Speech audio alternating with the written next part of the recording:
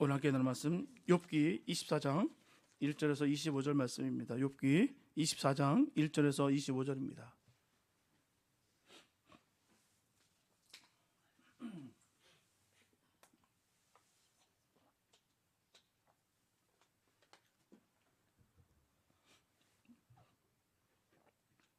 욥기 24장 1절에서 25절 말씀입니다. 주님의 귀한 말씀 우리 한 목사 함께 합독하시겠습니다. 시작.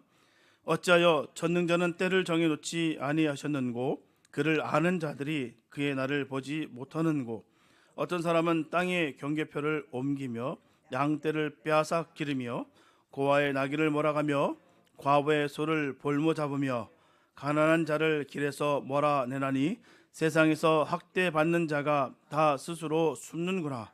그들은 거친 광야의 들나귀 같아서 나가서 일하며 먹을 것을 부지런히 구하니 빈들이 그들의 자식을 위하여 그에게 음식을 내는구나. 밭에서 남의 꼴을 베며 악인이 남겨둔 포도를 따며 의복이 없어 벗은 몸으로 밤을 지내며 추워도 덮을 것이 없으며 산중에서 만난 소나기에 젖으며 가릴 것이 없어 바위를 안고 있느니라.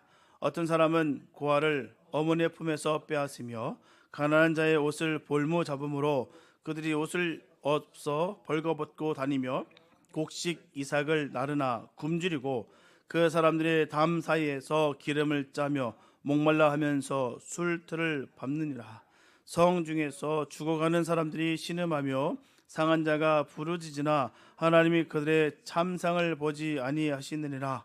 또 광명을 배반하는 사람들은 이러하니 그들은 그 도리를 알지 못하며 그 길에 머물지 아니하는 자라. 사람을 죽이는 자는 밝을 때에 일어나서 학대받는 자나 가난한 자를 죽이고 밤에는 도둑같이 되며 간음하는 자의 눈은 저물기를 바라며 아무 눈도 나를 보지 못하리라 하고 얼굴을 가리며 어둠을 틈타 집을 뚫는 자는 낮에는 잠그고 있으므로 광명을 알지 못하나니 그들은 아침을 죽음의 그날같이 여기니 죽음의 그늘에 두려움을 알미니라. 그들은 물 위에 빨리 흘러가고 그들의 소유는 세상에서 저주를 받나니 그들이 다시는 포도원 길로 다니지 못할 것이라. 가뭄과 더위가 눈 녹은 물을 곧 빼앗나니 스월이 범죄자에게도 그와 같이 하느니라. 모태가 그를 잊어버리고 구더기가 그를 달게 먹을 것이라. 그는 다시 기억되지 않을 것이니 부리가 나무처럼 꺾이리라. 그는 임신하지 못하는 여자를 박대하며 과부를 선대하지 아니하는도다. 그러나 하나님이 그의 능력으로 강포한 자들을 끌어내시나니 일어나는 자는 있어도 살아남을 확신은 없으리라. 하나님은 그에게 평안을 주시며 지탱해 주시나 그들의 길을 살피시도다. 그들은 잠깐 동안 높아졌다가 천대를 받을 것이며 잘려 모아진 곡식 이삭처럼 되리라. 가령 그렇지 않을지라도 능히 내 말을 거짓되다고 지적하거나 내 말을 헛되게 만들 자 누구랴. 아멘. 사람의 마음은 참 물과 같습니다. 그래서 사람의 마음은 물과 같이 깨끗할 때도 있고요, 또 깨끗이 못할 때가 있습니다. 또 사람의 마음은 거울과 같다는 것이죠. 사람의 마음은 거울과 같이 잘 보일 때가 있고요, 또 잘 보이지 않을 때도 있습니다. 또 사람의 마음은 하늘과 같습니다. 사람의 마음은 하늘이 구름으로 덮여 어두운 것 같이 어두울 때도 있고요, 또 하늘이 맑게 개어서 빛나는 것 같이 밝게 빛날 때도 있습니다. 사람의 마음이 그렇다라는 것이죠. 똑같지 않습니다. 변화무쌍하다는 것이죠. 어떨 때 사람의 마음이 맑고 밝고 깨끗하게 빛날까요? 어떨 때 사람의 마음이 어둡고 더러운 곳에 가려질까요? 기쁘고 즐겁고 성공하고 칭찬 들었을 때 사람의 마음은 어둡고 더러운 곳에 가려지기가 쉽습니다. 외롭고 괴롭고 곤란한 일을 당했을 때 사람의 마음은 깨끗해지고 순수해지고 정직해지고 겸손해집니다. 참 그게 우리들의 모습 아니겠습니까? 여러분들 어떻게 생각하십니까? 그렇게 공감하십니까? 그렇다면 기쁘고 즐겁고 성공하고 칭찬 들었을 때 마음이 어둡고 더러운 곳에 가려지지 않도록 늘 조심하시기 바랍니다. 반대로 의롭고 괴롭고 곤란한 일을 당했을 때 마음이 깨끗하고 순수해지는 줄을 알고서 기뻐하시기 바랍니다. 내가 왜 이렇게 어려운 일을 당했을까? 괴로운 일을 내가 왜 이렇게 직면하고 있을까? 나만 왜 이렇게 이런 일들이 벌어질까라고 고심하면서 분하고 그 안에 시험이 들지 않고 오히려 이런 일을 통해서 나를 변화시키고 능력 부어주시며 또 힘을 얻게 되는 줄 아시고 기뻐하시기 바랍니다. 또 사람은 누구나 곤란한 일을 당했을 때 하나님을 찾게 된다는 거예요. 놀랍지 않습니까? 곤란한 일을 당했을 때 믿음 없는 사람도요, 곤란한 일을 당하면 하나님 찾게 돼 있어요. 하나님 나를 살려주세요. 하나님 나를 도탄에서 건져주세요. 부르짖고 찾게 됐습니다. 목마른 사슴이 시냇가를 찾기, 그 물을 찾기에 갈급하나이다라고 물을 찾는 것 같이 그렇게 힘들고 어려울 때, 괴로울 때 하나님을 찾게 된다는 것이죠.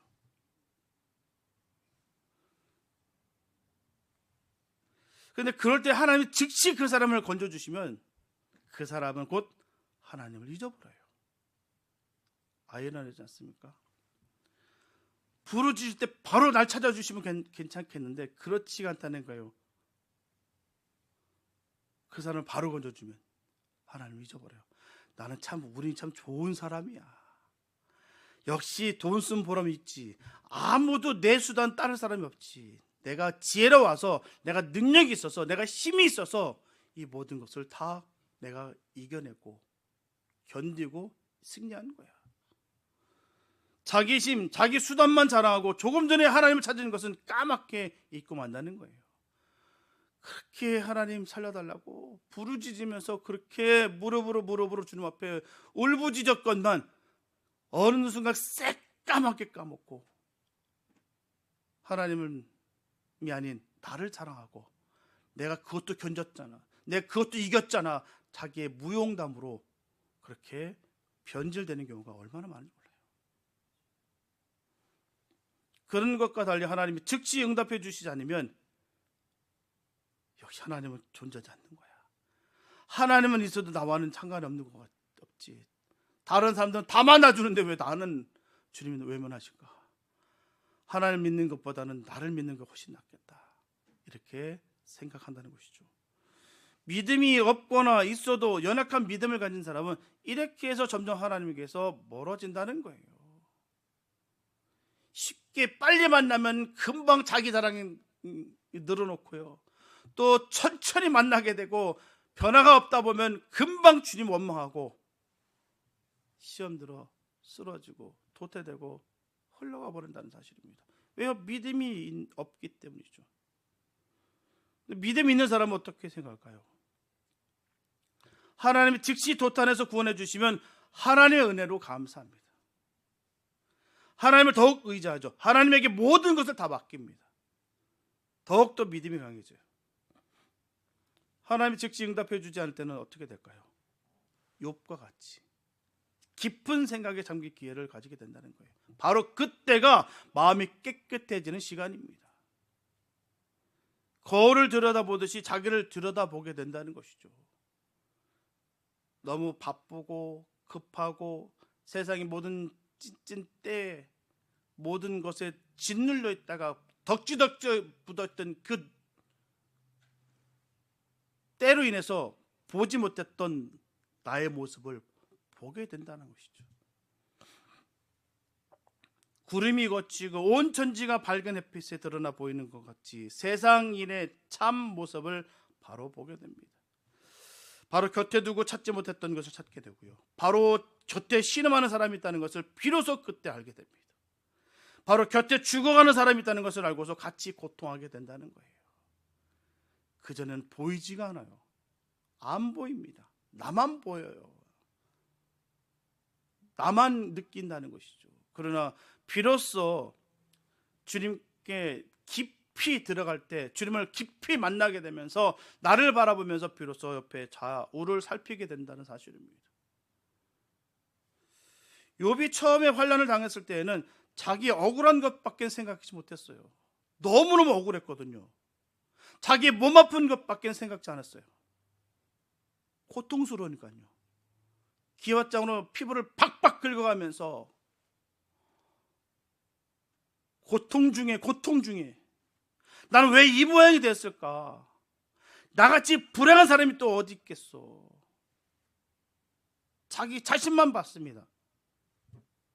욥은 틀림없이 기도했을 거예요.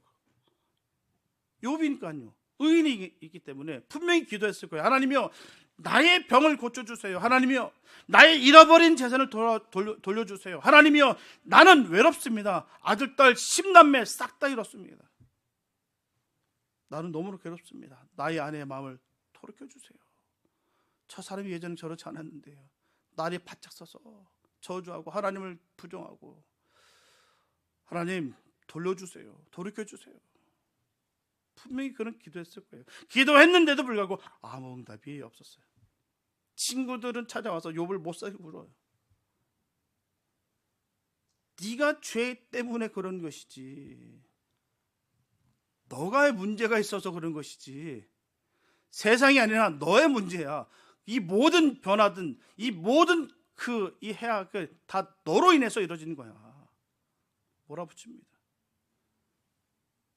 그럼 불같은 시련 속에서 깊은 생각에 빠지죠. 자신을 돌아봅니다. 마음이 깨끗해졌어요. 이웃을 돌아봅니다. 이웃 사람들이 어떻게 살고 있는 것을 바로 보게 됐다는 사실이에요. 그전에는 그게 보이지 않았죠. 이것이 환난 중에 받는 복입니다. 욥이 깨달은 것은 세상이 거꾸로 돌아가고 있다는 것을 알게 됐어요. 의인은 존경을 받고 칭찬을 받아야 되는데 의인은 무시를 당하고 정죄를 당하고 있다는 것을 알게 됩니다. 불쌍히 여김을 받아야 될 사람들이 착취를 당하고 오히려 피해를 당하고 있다는 것을 알게 됐다는 사실이에요.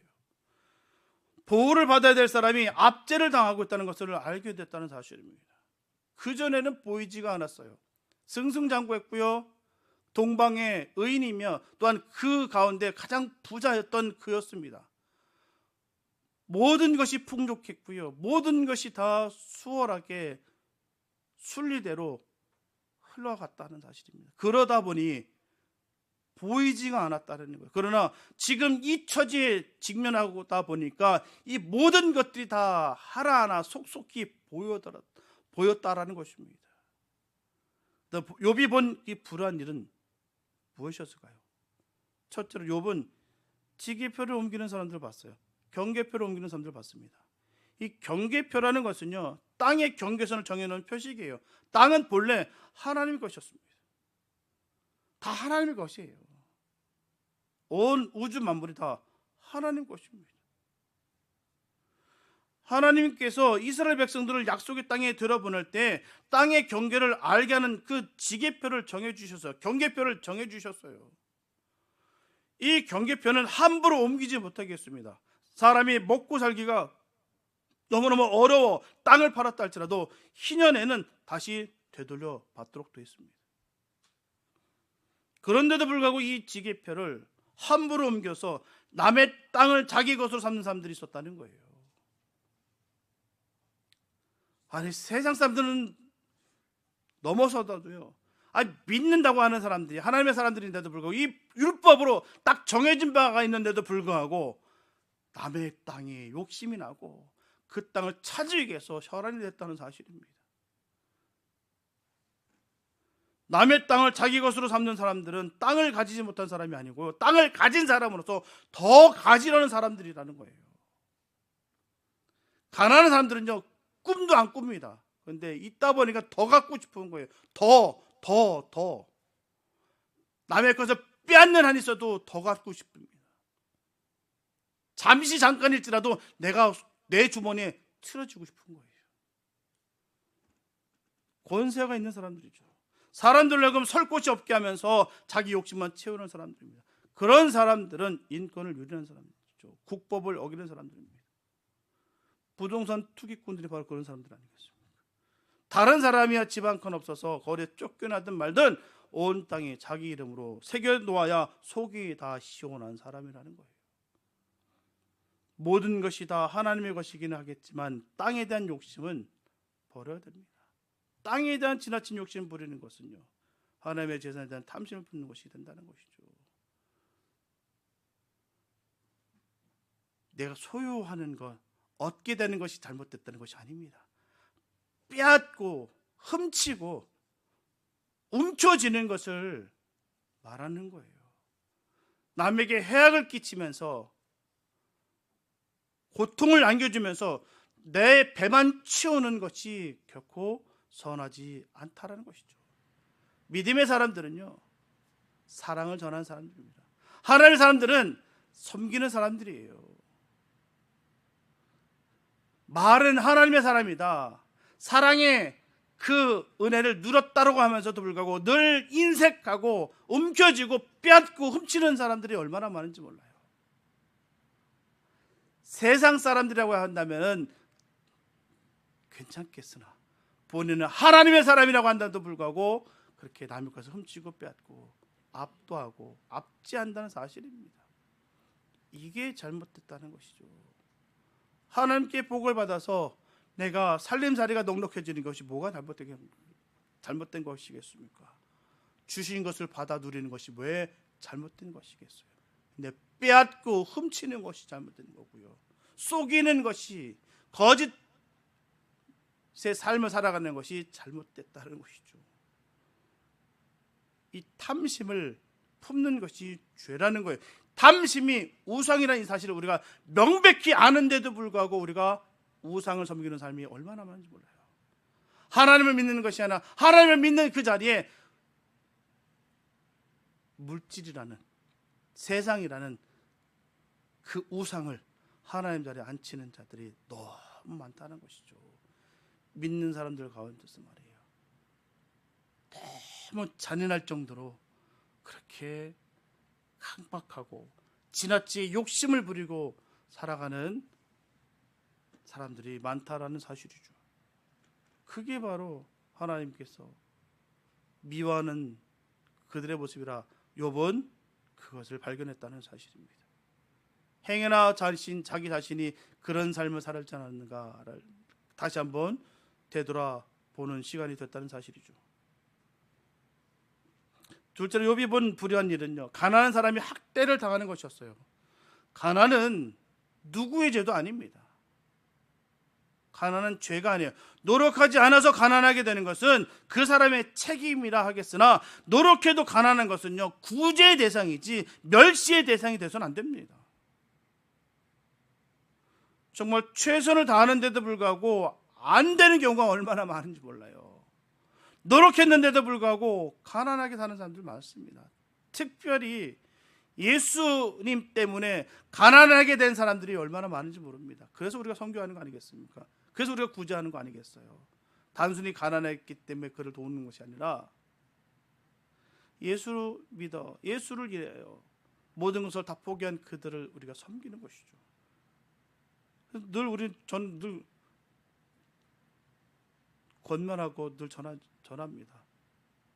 정말 그 열방에서 정말 아무것도 없고 힘든 그 주의 종들 최선으로 다 잘해줬으면 좋겠다라고 저는 늘 주문합니다.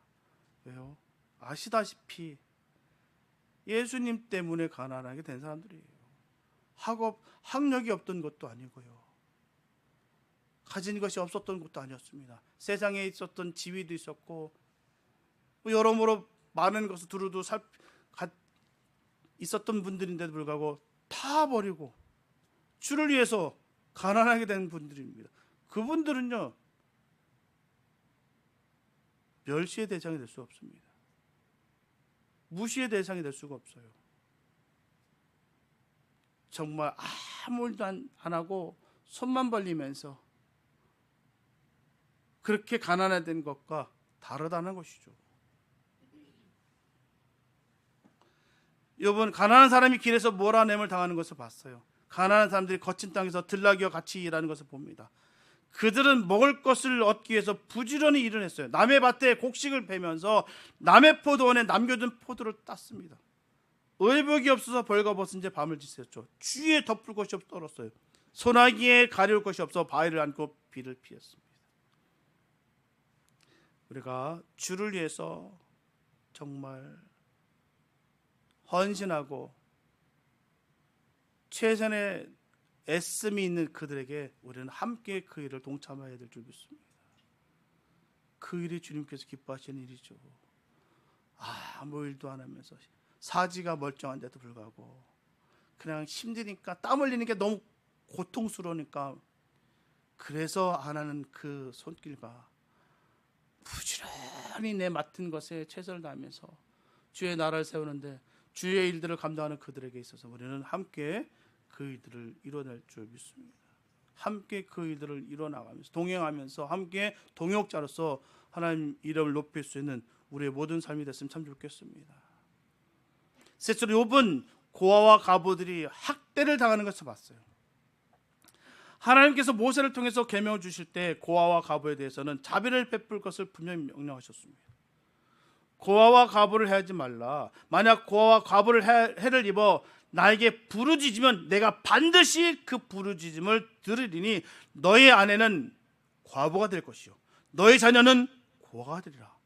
참 무서운 말씀이 아닐 수가 없어요. 하나님 어머니에게 말씀하셨습니다. 너희는 11조를 드리되 매 3년 끝에 드리는 11조는 고아와 과부로 배부르게 먹게 하라. 그리하면 내 손으로 하는 범사에 복을 주리라. 또 6월절, 77절, 초막절을 지킬 때 나그네와 고아와 과부를 하여금 너희 자녀들과 함께 즐기게 하라 말씀하셨습니다. 또 객이나 고아의 송사를 억울하게 하지 말라. 객이나 고아의 송사를 억울하게 하는 자는 저주를 받으리라. 과부의 옷을 저당 잡지 말라고 말씀하셨어요. 너희 밭에서 곡식을 벨 때 한 모퉁이를 남겨두라. 너희 포도원의 포도를 딸 때 다 따지 말고 나그네와 고아와 과부를 위해 남겨두라 말씀하셨어요. 이게 바로 하나님의 말씀입니다. 하나님께서 어떻게 다루실 것을 분명히 약속하시고 말씀하셨어요. 그런데 욥이 보니 고아의 나귀를 몰아가는 사람이 있습니다. 과부의 소를 볼모 잡는 사람이 있었어요. 고아를 어미 품에서 빼앗는 사람이 있었고요. 고아는 의지할 부모가 없는 사람을 가리키는 거예요. 과부는 의지할 남편이 없는 사람을 가리킵니다. 그런데 부모가 있어도 고아 같은 사람이 있습니다. 남편이 있어도 과부 같은 사람이 있죠. 다 도움을 받아야 되고요. 보호를 받아야 됩니다. 내가 당연히 취할 것을 취하고 내가 당연히 주장할 것을 주장할 때도 나로 인해서 피해를 입는 사람이 있다는 것을 알면 양보의 미덕을 봐야 되는 것이죠. 죄와 악이 바로 이런 데서 생겨나는 거예요. 이런 데서 실수하게 되는 것입니다. 나의 모습 속에서 내가 당연히 취할 것을 취하고 있고요. 당연히 주장할 것을 주장할 때도 혹시나 행여나 나로 인해서 피해를 입는 사람이 없는가 있는가를 살펴야 된다는 사실이에요.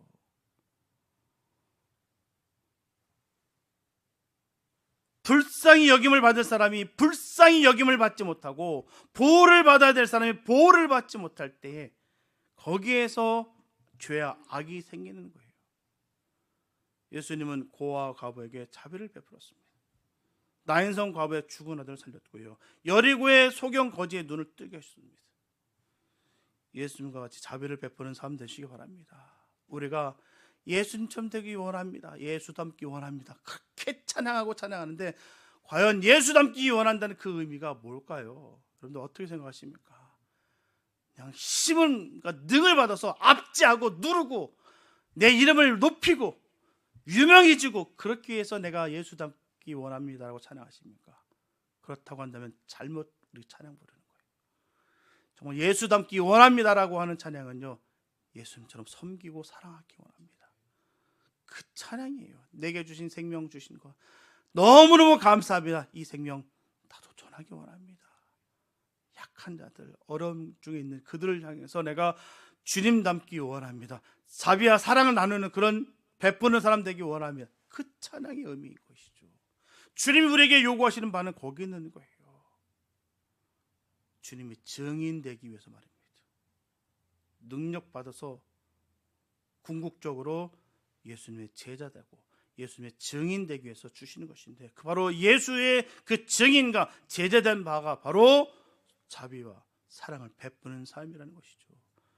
하나님의 영이 임한 사람이라고 한다면 마땅히 그런 삶을 살아야 될 줄 믿습니다.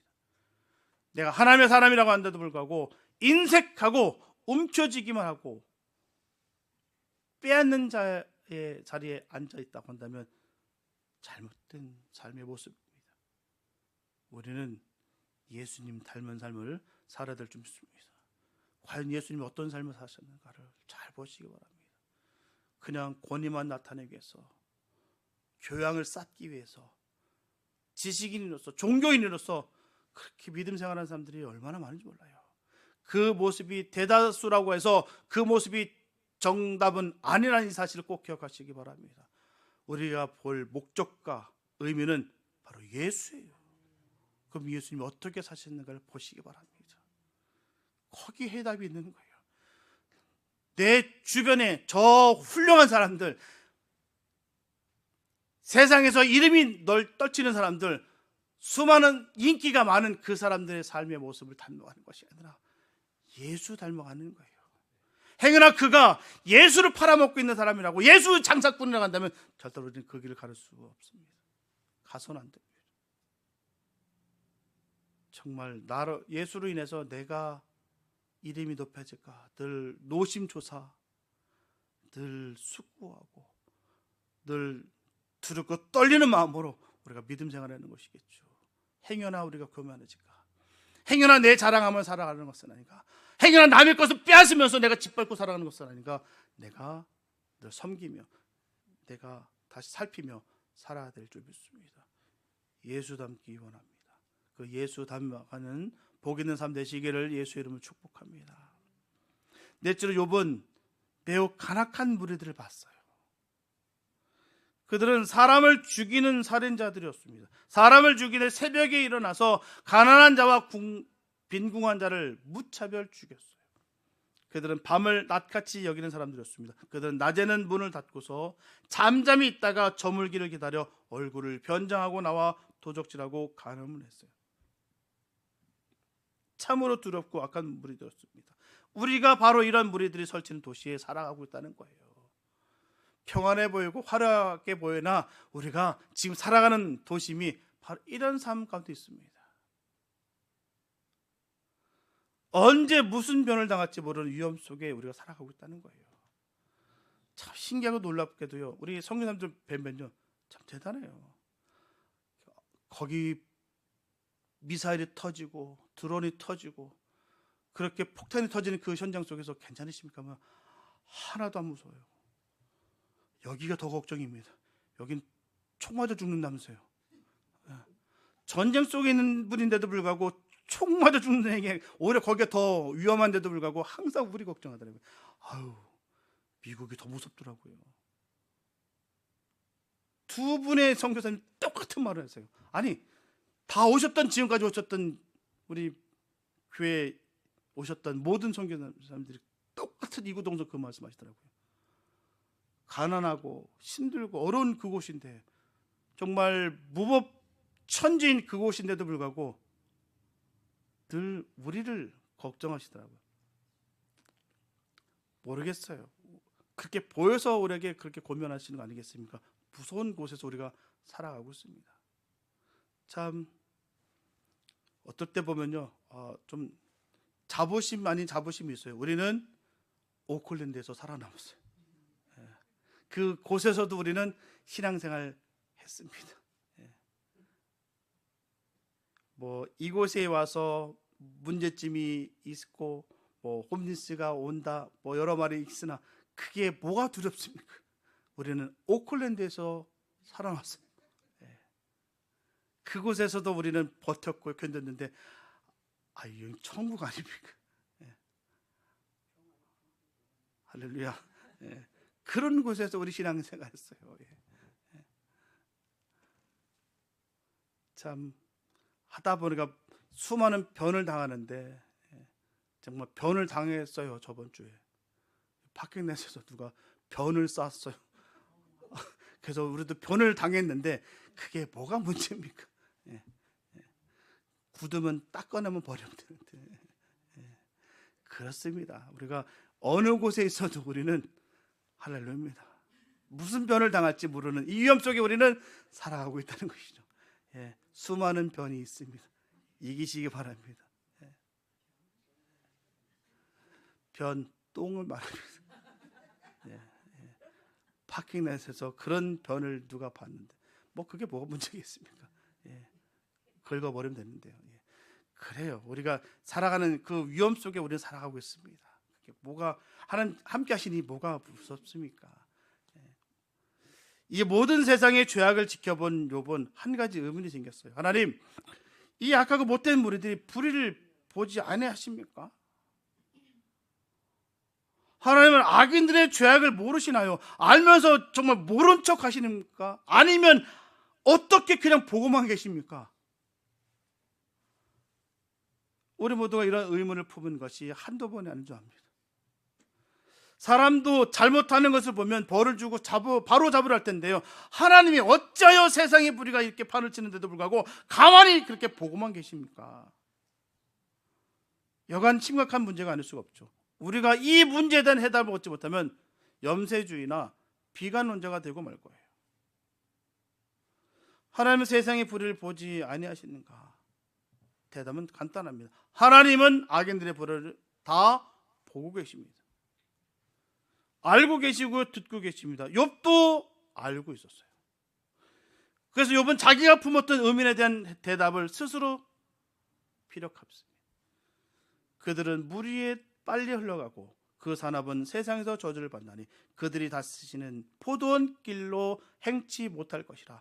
가뭄과 더위가 눈 녹은 물을 곧 말리는 것 같이 은부가 범죄자에게도 그와 같은 것인즉 태가 그를 잊어버리고 구더기가 그를 달게 먹을 것이라. 그는 기억함을 다시 얻지 못하나니 불의가 나무처럼 꺾이리라. 그들은 높아져도 잠시간에 없어지나니 낮아져서 범인처럼 재함을 당하고 곡식 이삭같이 뱀을 입느니라. 하나님은 악인들의 불의를 보고 계시는가 하는 의문을 품었던 그 또 다른 한 사람 다윗이 있었죠. 다윗 역시 자신이 품었던 의문에 대한 대답을 시편 37편에 그대로 기록하고 있습니다. 행악자를 인하여 불평하지 말며 불의를 행하는 자를 투기하지 말지어다. 저희는 풀과 같이 속히 뱀을 볼 것이며 푸른 채소같이 쇠잔할 것이라.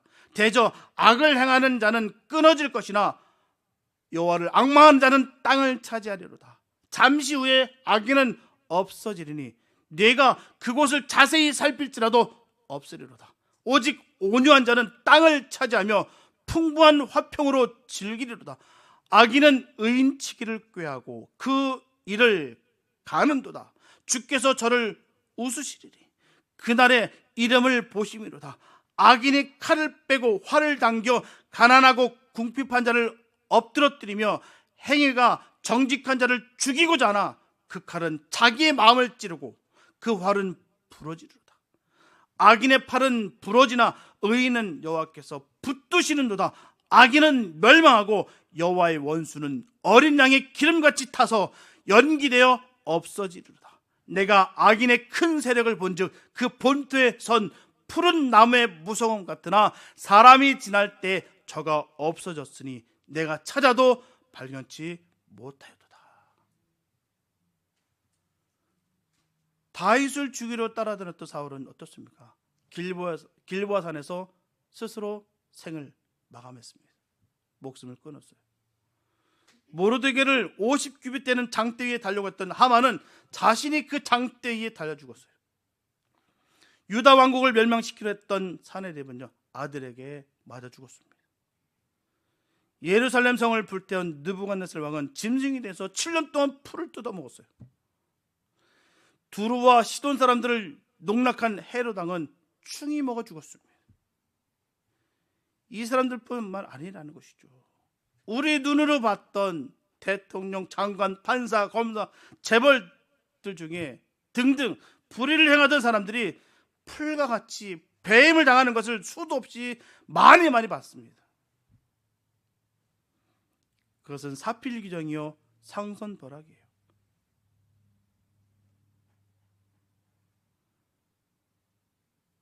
욥의 두 번째 의문은 악인이 형벌을 받을 것은 당연하다는 것은 아는데 그들이 언제 형벌을 받을지 알 수 없다라는 것입니다. 어찌하여 전능자가 시기를 정하지 아니하였는고, 어찌하여 그들을 아는 자들이 그들의 그 멸망의 의를 보지 못하게 하셨는고. 하나님이 그들의 멸망의 날을 정하지 않았기 때문에 악인들은 영원히 악을 행할 것을 자랑하고 있고, 악인들에게 고난당하고 있는 의인들은 낙심하고 슬퍼하지 않는가? 왜 하나님은 악인들의 멸망의 날을 정하지 아니하시는가? 하나님은 악인들의 멸망의 날을 정하시지 않았을까? 다 정해 놓으셨습니다. 천하의 범사가 기한이 있고요, 모든 목적은 이룰 때가 있습니다. 날 때가 있으면 죽을 때가 있습니다. 심을 때가 있으면 심은 것을 뽑을 때가 있어요. 때와 기한은 하늘에 계신 하나님 아버지만 아신다라고 예수님께서 말씀하셨어요. 다만 하나님께서 정해놓으신 악인들의 멸망의 날을 정하시지 않으시는 것 같이 숨기시는 것은 의인들의 믿음을 연단하시기 위함인 거예요. 의인들에게 하나님만 의지하게 하기 위함인 것이죠. 욥은 어찌하여 전능자가 악인들이 망할 시기를 정하지 아니하셨는가는 의문의 해답을 찾아냈을 때 그의 믿음은 온전하게 됐다는 것이죠. 전도서 9장 12절에 보면 대저 사람은 자기의 시기를 알지 못하나니 물고기가 재앙의 그물에 걸리고 새가 올무에 걸림같이 인생도 재앙의 날이 호련히 임하면 거기 걸리느니라. 반드시 걸린다는 것이죠. 그 때가 되면 반드시 그 악인은 쓰러진다는 것이죠. 악인들에게 멸망의 날이 있다는 것을 아는 것으로 족하게 여겨야 됩니다.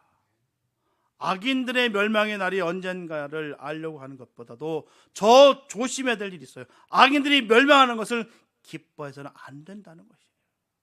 쌤통이다, 잘됐다, 아주 나를 그렇게 괴롭히더니만, 나를 그렇게 힘들게 하더니만 아주 쌤통이다, 망하는 것 보니까 역시 하나님 살아계시는구나. 할렐루야. 하나님 더 기쁨을 만끽해서는 안 된다는 것입니다. 욥과 다윗과 더불어 악인이 저지르는 불의에 대해서 의문을 가졌던 또 한 사람 솔로몬이었어요. 솔로몬은 악인이 받는 재앙에 대해서 다음과 같이 말합니다. 잠언 24장 16절부터 19절 말씀 보게 되면 대저 의인은 7번 넘어질지라도 다시 일어나느니와 악인은 재앙으로 말미암아 엎드러지느니라. 내 원수가 넘어질 때 즐거워하지 말며 그가 엎드러질 때 마음에 기뻐하지 말라. 여호와께서 이것을 보시고 기뻐하지 아니하사 그의 진노를 그에게서 옮기실까 두려우니라. 너는 행악자들로 말미암아 분을 품지 말며 악인의 형통함을 부러워하지 말라. 악인이 형벌 받는 것을 보고서 기뻐하는 사람은 악인과 똑같은 형벌을 받을 죄인입니다. 악인이 형벌 받는 것을 볼 때 슬퍼야 된다는 것이죠. 악인이 형벌 받는 것을 자기 책임으로 알아야 된다는 거예요. 왜냐하면 자기도 하나님의 자비하심 아니면 악인과 똑같은 형벌을 받아 마땅한 죄인이기 때문이에요. 자기가 악인과 같은 악을 행하지 않은 것도요, 하나님의 그 자비와 긍휼 때문이죠.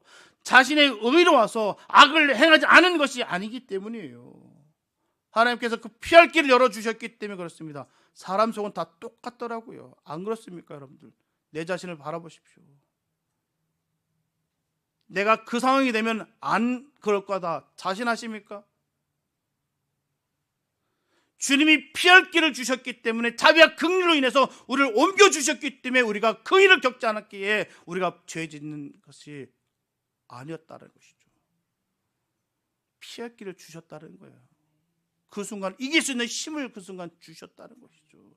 그렇기 때문에 우리가 안 한 것이죠. 우리가 잘났기 때문에, 능력이 많기 때문에, 힘이 있기 때문에 내가 의로워서 그 죄에 앉은 거 아니에요. 남의 돈 떼먹고 도망가서 잘 사는 사람이 있습니다. 한국에서 못된 짓 하고 미국 와서 큰 소리 치며 사는 사람도 있고요. 이자에 이자까지 받아 먹으면서 빚진 자를 확대하는 사람도 있습니다. 자기는 집 사고 차 사면서 남에게 빚진 돈 갚지 않은 사람도 있고요. 고용인을 못 살게 구는 고용주도가 있습니다. 남의 약점만 찾아내서 골탕 먹이는 사람도 있고요. 외로운 사람만 찾아다니면서 정도를 짓밟는 사람도 있습니다. 밤만 되면 나쁜 짓만 하고 돌아다니는 사람도 있습니다. 착한 사람을 애매히 고발해서 징역 살게 하는 사람도 있고요. 이 사람들이 회개하지 아니하면 형벌 받을 날이 있다는 것을 알아야 됩니다. 그러나 이러한 사람들이 형벌 받을 날을 기다려서는 안 돼요. 이러한 사람들이 형벌 받는 것을 기뻐해서는 안 됩니다. 이러한 사람들이 형벌 받는 날이 자신에게 행복이 돌아오는 날이다라고 생각해서는 안 됩니다. 이런 사람들이 형벌 받기 전에 전도해야 됩니다. 영혼 구원해야 돼요. 그 영혼 건져내야 됩니다. 왜요? 그 형벌로 그 영혼 죽습니다. 영원히 멸망받게 돼 있다는 사실입니다. 이 사실을 우리가 너무너무 잘 알고 있는데 쌤통이다, 잘 죽는다, 잘 망해라, 이게 어찌 믿는 사람으로서의 삶의 모습이겠습니까? 분명히 원수의 목전에서 상을 베푸신 하나님의 그 사랑 놀랍고 귀합니다. 그러나 우리의 마음속 깊은 곳에서는 쌤통이다, 잘됐다, 이런 마음이 아니라고, 기뻐서는 안 된다라고 분명히 성경은 전하고 있는 것이죠. 안타까운 거예요. 불을 보듯 뻔한 그 내용을 우리가 알고 있습니다. 저 영혼 분명히 멸망한다. 저 악인의 삶의 모습 속에서 반드시 저는 넘어지게 돼 있다. 영이 죽어버리니까요, 악인의 꾀를 쫓게 됐다는 사실이에요. 지금 하는 모습이 전혀 부끄럽지가 않아요. 그 말을 소슴치 않게 그렇게 얘기합니다. 너무나 부끄러운 일인데도 불구하고 부끄럽지가 않은 거예요. 왜요? 죽었기 때문에, 악인이기 때문인 것이죠. 그 영혼들 바라보면서 우리는 슬퍼야죠. 그 영혼들 바라보면서 하나님 꼭 만나주세요. 저 어둠 가운데 스스로 쏟고 있습니다. 입에 담을 수 없는 저 말들을 아주 자연스럽게 하고 있습니다. 하나님, 죽어서 그렇습니다. 불쌍히 여겨주세요. 하나님 꼭 만나주세요. 그렇게 우리는 기도해야 될 사명이 우리에게는 있다는 사실입니다. 이런 사람들도요, 하나님의 자비와 긍휼만 받으면 나와 같은 하나님 자녀가 될 수 있다는 것을 우리 분명히 아셔야 됩니다.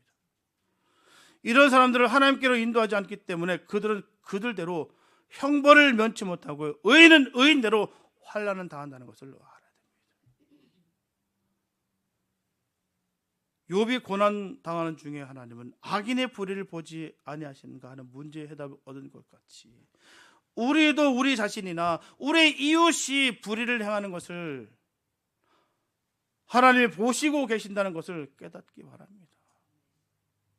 욥이 하나님이 불의를 행하는 자를 벌할 시기를 정하지 아니하셨는가 하는 의문에 대한 해답을 바로 찾은 것 같이요, 우리도 불의를 행하는 자들의 형벌을 받을 날을 기다릴 것이 아니라 그날에 오기도 전에 그들도 회개하고 돌아오도록 전도하는 복된 성도들 되시기 바랍니다. 그래서 의인도 복을 받고 악인도 복을 받게 하시기 바랍니다. 그 영혼 불쌍히 여게 되는 거예요. 저 인간들하고 상종도 하지 말아야 돼. 끝장을 내고 아니죠. 다 버림받는다고 한다면 나로도 하나님 저 영혼 붙여달라고 기도해야 하는 것이죠. 잘 망했다, 쌤통이다, 그런 마음이 아니라 불쌍히 여기는 것. 어떻게든 저 사람도 예수 만나 변화되고 교만하게 딱딱하게 굳었던 그 마음이 풀어져서 정말 겸손한 하나님의 사람으로 변화되기를 간절히 소망하는 것이죠. 우리 할 일은 여기까지인 거예요. 우리가 할 수 있는 일도 아닙니다. 우리가 권면했다고 해서 그게 되는 것도 아니고요. 그러나 우리의 마음이 열려 하나님의 마음으로 꽉 채워서, 그래서 그 말씀을 전하고 그 사랑을, 그 생명을 전할 때 우리가 사는 거예요. 의인의 복을 받는 것입니다. 그로 인해서 그가 만나면 너무너무 좋은 거고요. 하나님을 만날 수 있다면요. 복을 받고 전할 수 있는 복 있는 삶 되시길 예수님 축복합니다. 사랑하는 성도 여러분, 하나님의 시계는 멈추는 것이 아니에요. 한 사람이라도 더 품기 위해서 천천히 흐르고 있습니다. 베드로서 3장 9절에 보게 되면 주의 약속은 어떤 이들이 더디다고 생각하는 것 같이 더딘 것이 아니라 오직 주께서는 너희를 대하여 오래 참으사 아무도 멸망하지 아니하고 다 회개하기에 이르기를 원하시니라. 이 말씀을 꼭 기억하시기 바랍니다. 악인이 득세하는 현실 속에서 결코 낙심하지 마시기 바랍니다. 오히려 그들을 향해서 여전히 참고 계시는 하나님의 가슴 시린 사랑을 읽어내시기 바랍니다. 하나님 너무 슬퍼하실 거예요. 하나님 또한 그들이 망하는 것을 기뻐하시는 그 하나님 아닙니다. 쌤통이다, 내 말 안 듣더니 나에서 떠나갔더니 잘됐다, 하나님 그렇게 그들을 바라보시지 않습니다. 우리보다 더 아파하시고요, 그들이 돌이켜서 주님 품에 오시면 하나님은 기뻐서 춤을 주신다는 거예요. 그 기쁨을 감추지 못하신다라고 분명히 말씀하셨어요. 얼마나 기쁘시면요, 그 기쁨을 감출 수 없다라고 말씀하십니까? 우리가 그런 사명 받았다는 사실을 꼭 기억하시고 그 영혼들 불쌍히 여시고 생명을 전하시기 바랍니다. 그래서 그 영혼 살려야죠.